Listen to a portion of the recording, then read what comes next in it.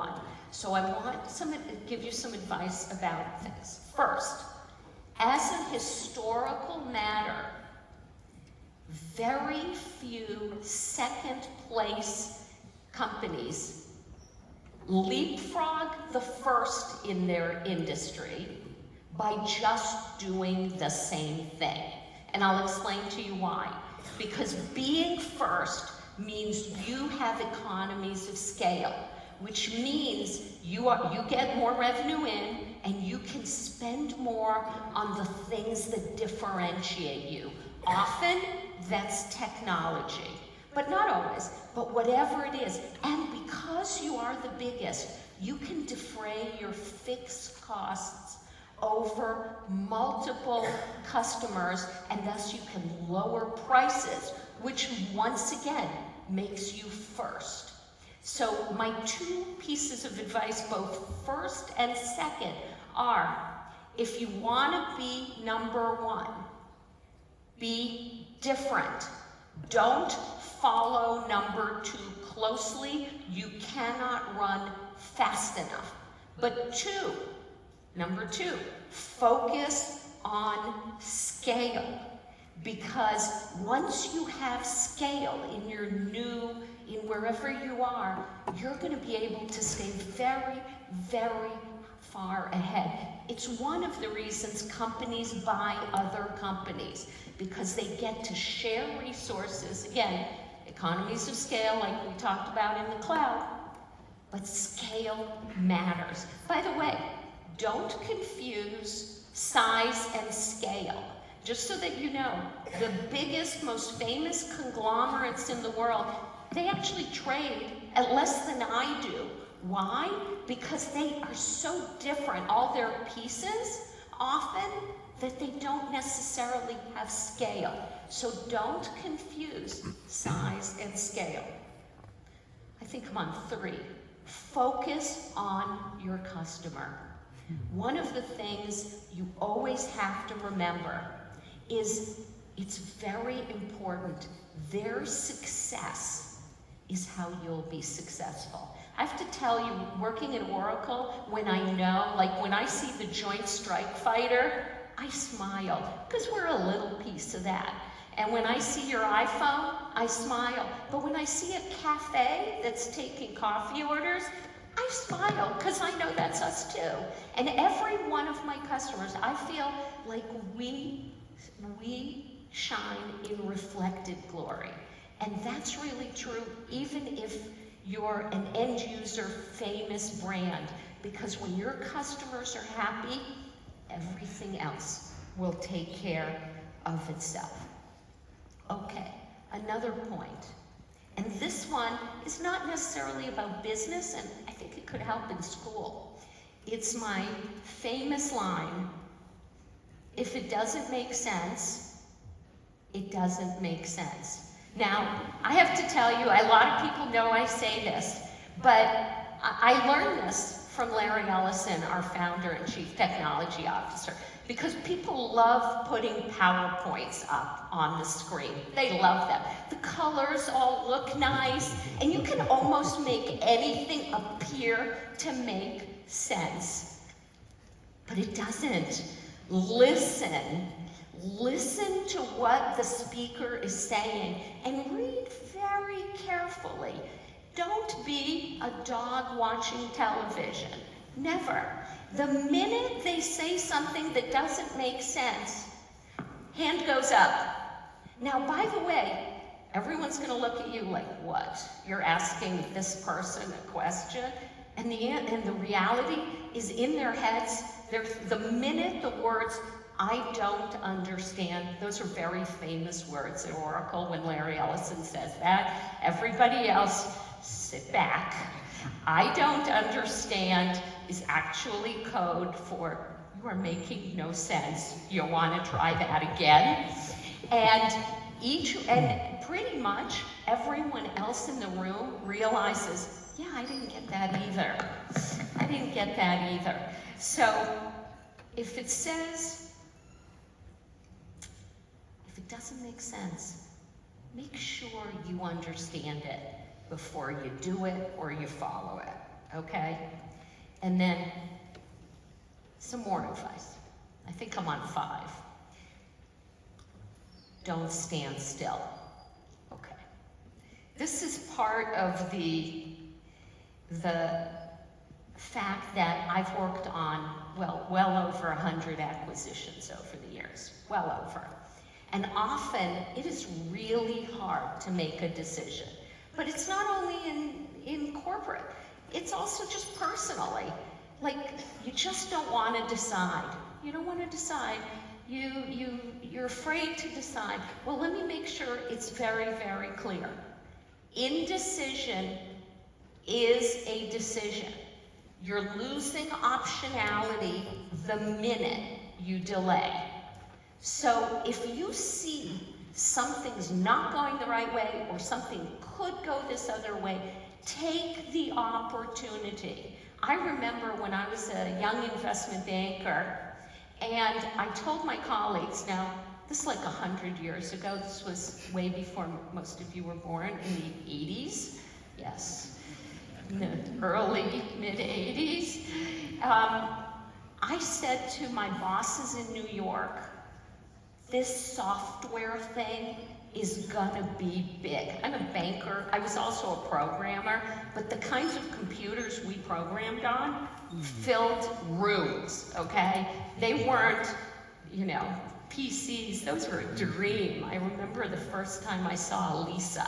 So, but I knew this, as I said, I actually said, this software thing's gonna be big. And they immediately knew I was gonna be trouble. So they decided that they were gonna give me, they permitted me to buy a telephone. Now, by the way, in those days, you wore a telephone like a purse, okay? Like a purse, this big.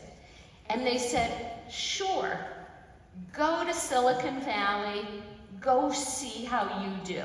Because they didn't want me to cause trouble with the other investment bankers. So guess what? Here I am today. So my rule, don't stand still. If you think it's gonna be big, take a risk. What do you have to lose? So, okay. On the other hand, in business, just because everyone's talking about the newest, coolest fad, and maybe some of you will turn into consultants, and they specialize in naming really cool stuff, these new names, AKA cloud. Love that name now. Didn't understand it when I first heard it, get it now.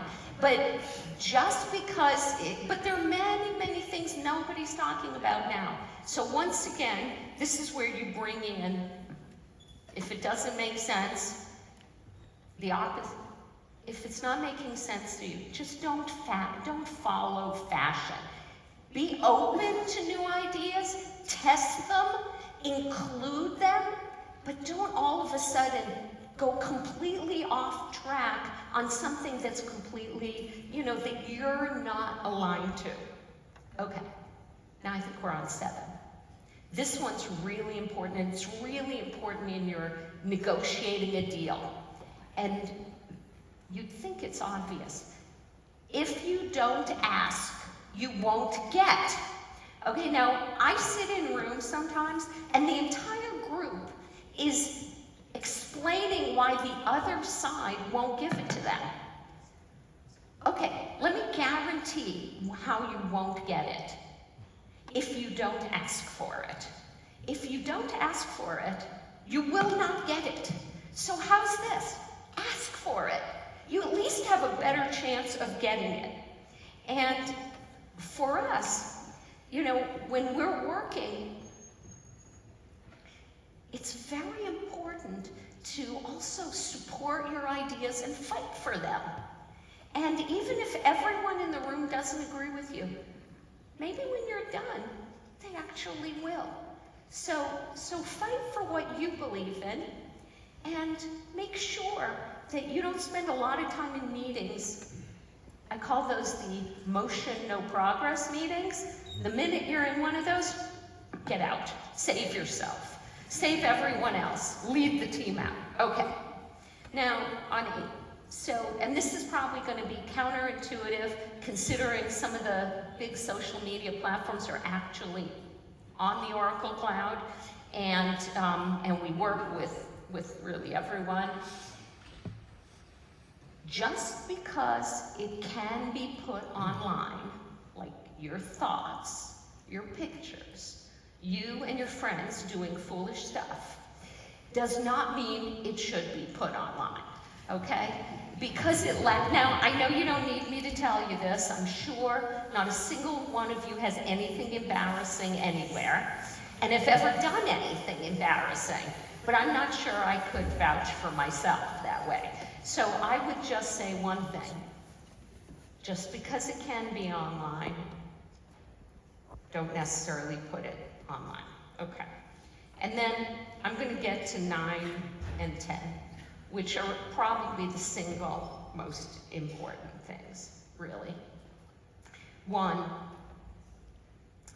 one of my colleagues was being asked a question by some state senators many years ago. And it wasn't really because they wanted to know the answer. They were just trying to embarrass him and make a point. So they went ahead, and the senator, really in quite an unpleasant voice, said to him, "Are you stupid or a liar?" And he goes, "I go with stupid." Okay, huge lesson here, okay? We all make mistakes. We all make stupid mistakes. I've made stupid negotiating mistakes. I've made stupid personnel mistakes. I've made stupid wardrobe mistakes. And believe me, I'm still reminded about those. But making a mistake, you can recover.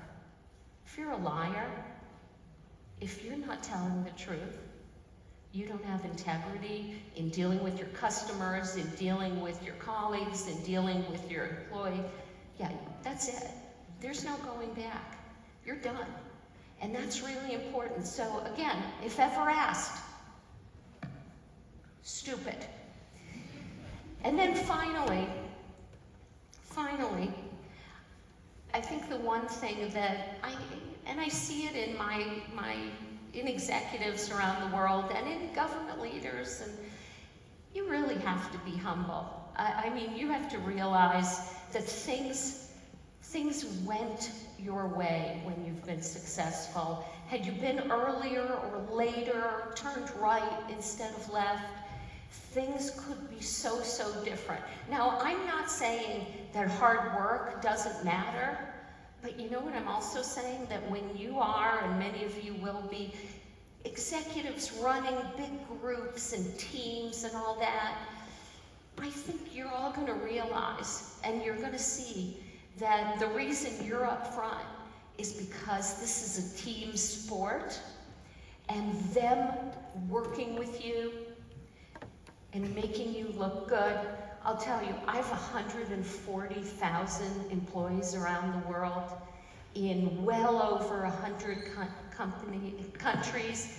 I've got, more than 6 offices? No, I think I might have 8. Even here in Germany, I need to count. Munich, Berlin, Dusseldorf, Frankfurt, Hamburg, and right outside of Stuttgart. So imagine, it's a big operation.